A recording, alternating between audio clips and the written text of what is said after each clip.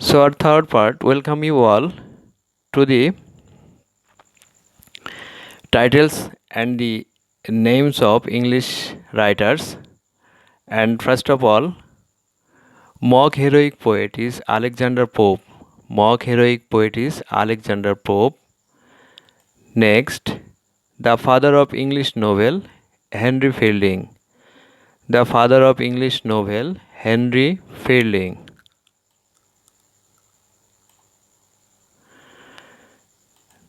Next, poet of nature or poet of children or poet of lake, William Wordsworth. William Wordsworth.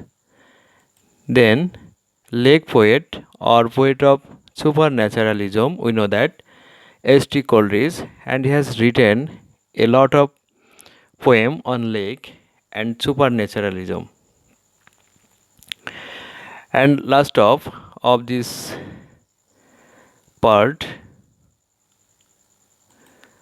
rebel poet Lord Byron. We know that rebel poet is actually such type of poet who is very famous in his writings, and he is comparable with the Bengali poet Kazi Nazrul Islam.